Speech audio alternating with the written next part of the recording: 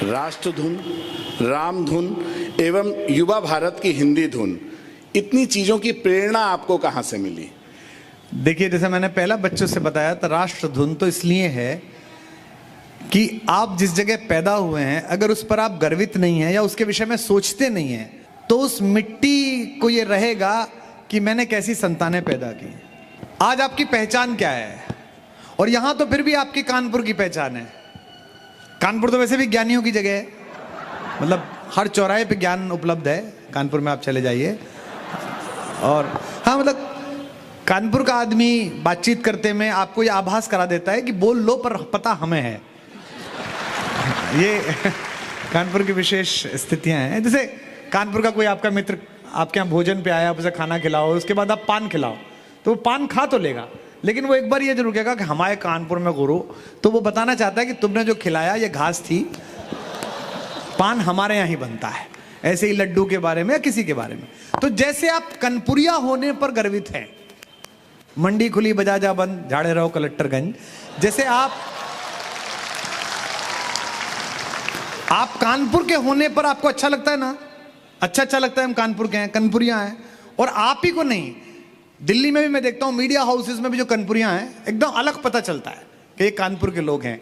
जिस भी media house के एंटरटेनमेंट सेक्टर की, जहां चाय वाय पीते हैं, जहां ऊपर कैफेटेरिया होता है, उसकी दीवारों पर अमूर्त चित्रकारी बनी हुई हो पीक से, तो पता चल जाता है कि कानपुर का डोमिनेंस ज्यादा है, यहाँ कानपुर के लोग शाम को ज्यादा आते हैं। तो जैसे आप गर्वित है कानपुर होने पे, ऐसे जब आप यहाँ से बाहर जाएंगे तो आपका होना ना होना भारतीय होने पर निर्भर होगा। और देखिए, जब आप काम करते हैं तो आप अकेले काम नहीं करते, आपके साथ आपका परिवार काम करता है। आपकी क्या पहचान है? आपकी गली में किन की बेटी है, किन का बेटा है, यही तो पहचान है। यानी कि आपके माँ बाप की वजह से है। गली के बाहर निकलते हैं तो क्या पहचान है? उस गली की, उस मोहल्ले की बच्ची है, उस मोहल्ले का लड़का है। मोहल्ले से आगे निकलते हैं, क्या पहचान है?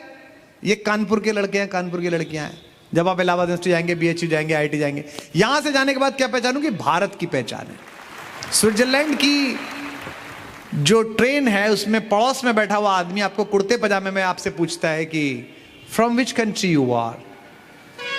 हम कहते हैं आई एम फ्रॉम इंडिया, वो मुस्कुरा कहता है Indians very good engineers, very good doctors, very good chartered accountants.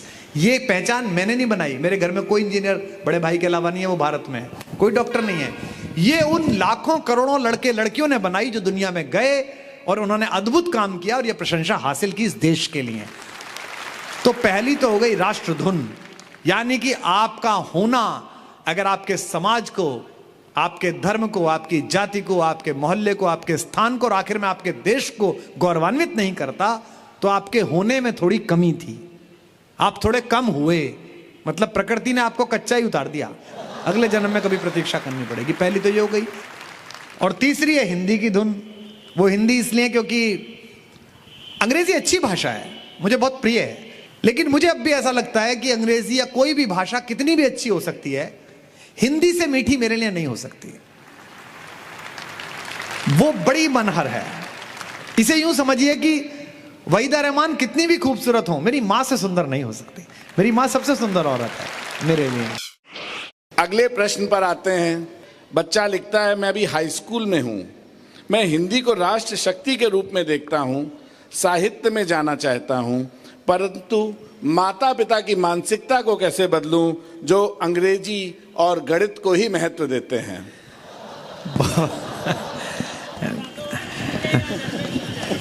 आप नाम बता दो तो मैं इसके घर आऊं। देखो, वो मैथमेटिक्स आपको सिखाने के लिए कह रहे हैं तो जरूर सीखिए, मैथमेटिक्स बहुत आवश्यक है। आपको अंग्रेजी सिखाने के लिए कह रहे हैं तो बहुत जरूरी है, अंतर्राष्ट्रीय भाषा है, इंटरनेशनल इंटरेक्शंस में उसका बहुत योगदान है। आप दुनिया के किसी देश में जाएं तो बातचीत करने में सुविधा होती है, तो अंग्रेजी सीख लीजिए, क्या दिक्कत है? बहुत सरल है, अंग्रेजी तो बहुत सीधी है, उसमें तो कुछ है थोड़ी। 5 अंग्रेजी बोलने वालों के साथ 20 दिन बैठो तो 21वें दिन आप ही बोलना शुरू कर देते। हाँ, हिंदी सीखने में थोड़ा श्रम लगता है, प्रतिभा लगती है, और संस्कृत सीखने में तो बुद्धि कौशल लगता है, वैज्ञानिकता लगती है। तो इसलिए इंजीनियरिंग हो, स्पेस साइंसेस हो, माइक्रोबायोलॉजी हो, उसके लिए निश्चित रूप से अंग्रेजी की जो टर्मिनोलॉजी है, जो उसका विधि विधान है, वो आवश्यक है, और वो बहुत छोटी सी चीज़ है। बाकी ज़िंदगी चलाने के लिए अंग्रेज़ी इतनी ज़्यादा ज़रूरी नहीं है।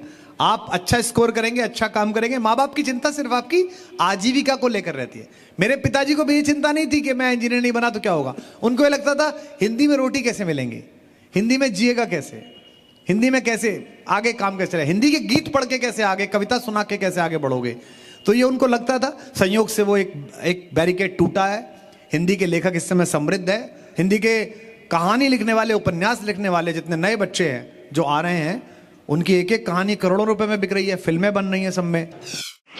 सर, हिंदुस्तान की वो कौन सी खासियत है जो आप हर देश में देखना चाहेंगे? हिंदुस्तान की सबसे बड़ी खासियत है कि भारत एक ऐसा विचार है जो एक एक कण में ईश्वर को मानता है। और हमारे धर्म के प्रचारकों को मैं बड़े आदर के साथ कहता हूं, ईश्वर इन्हें थोड़ी वैज्ञानिकता दे। हम हजारों साल से कह रहे हैं कि कण कण में ईश्वर है। और आश्चर्य हुआ कि अभी 2 साल पहले फिजिक्स का नोबेल पुरस्कार इस बात पर मिला कि वैज्ञानिक ने कहा कि हर कण में गॉड पार्टिकल होता है, जो दिखता तो है नहीं है पर है। यार यही बात तो कह रहा है वो जिसको तुमने नोबेल पुरस्कार दे दिया। वो क्या कह रहा है? वो गॉड पार्टिकल थ्योरी क्या है? मैं उसको पढ़ रहा था रिसर्च पेपर के एब्स्ट्रैक्ट को। वो कह रहा है कि साहब ये एटम है, आप भी पढ़ते होगे ना एटम, ये न्यूक्लियस है, ये न्यूट्रॉन प्रोटॉन इलेक्ट्रॉन है। एक चीज और है, बोले वो क्या? बोले वो गॉड पार्टिकल है। वो क्या? बोले दिखती नहीं है पर है। और हम क्या कह रहे थे? हम भी तो यही कह रहे थे कि हर कण में ईश्वर है, एक एक कण में। ईशावास्यमिदं सर्वम यत् किंचित जगत्याम जगत, हम ये कह रहे थे। बट हमारी समस्या ये है, विदेश ने कह दिया गॉड पार्टिकल है तो हम मान गए, खुश हो गए। गांव की चौपाल पे बैठने वाले पंडित जी ने जब ये बात कही थी, हमने कहा ये पंडित है, इसे क्या पता, तो वैसे ही ज्ञान बांच रहा है। तो इसलिए जो कुछ भी स्वीकृत है दुनिया में, जो कुछ उसको स्वीकार करना सबसे बड़ी इको सेंसिटिविटी जिसके पीछे दुनिया आज भाग रही है, वो भारत में सबसे पहले। बिच्छू आपके यहाँ पूज्य है, कुत्ता आपके यहाँ पूज्य है, गधा वो भी पूज्य है। शीतला माता के दिन उसका भी पूजा करते हो आप। कोई चीज ऐसी नहीं है जो पूज्य ना हो आपके लिए। सबसे गंदी चीज छिपकली, गांव में वो आपके ऊपर गिर जाए, लड़कियों के ऊपर गिर जाती है हाथ पे, तो माँ क्या कहती है? इसे कंगन मिलेगा ससुराल में। क्योंकि माँ चाहती है कि छिपकली को मारा ना जाए, क्योंकि छिपकली इस फूड चेन का एक हिस्सा है जो मच्छर को खाएगी, जो स्वच्छता करेगी। तो इको एक्सेप्टेबिलिटी जो है हमारी, पूरी दुनिया को स्वीकार करना, कोई पराया नहीं है। अयम निज परो वेति गणना लघुचेत साम उदार चरिता नाम तू वसुधैव कुटुंबकम। पूरी दुनिया हमारा घर है, ये सबसे बड़ी बात है हिंदुस्तान में। और ये आ गया तो लड़ाई बंद हो जाएगी। अंतिम प्रश्न है जी, आपको अपनी रचनाओं में कौन सी सर्वप्रिय है और क्यों? अभी लिखी नहीं गई है वो, अभी अब तक की लिखी हुई रचनाओं में सर, जिस कविता की आप कह रहे थे वो मुझे बहुत अच्छी लगती है नमन उनको अच्छी लगती है। एक कविता मैंने लिखी थी एक छोटी बच्ची के ऊपर, एक तलाकशुदा परिवार की एक छोटी बच्ची। मैं जब पढ़ाता था गवर्नमेंट कॉलेज में, तो 4 साल की एक बच्ची आ जाती थी हमारे घर पे खेलने। उस पर मैंने कविता लिखी थी मध्यंतिका, जो कोई दीवाना कहता है मैं है, वो बहुत अच्छी लगती है। और अभी लिखी नहीं गई है। मतलब ये देखिए, 2 बातें मुझे जो साहित्यकार बैठे हैं उनसे साझा करनी है। मेरे से बढ़िया लिखने वाले आ चुके हैं और मैं उनके साथ पढ़ रहा हूं, वो मुझसे बेहतर लिख रहे हैं। और ये बच्चे जब लिखेंगे, हम दोनों पीढ़ियों से अच्छा लिखेंगे, क्योंकि इनका अनुभव और विराट होगा।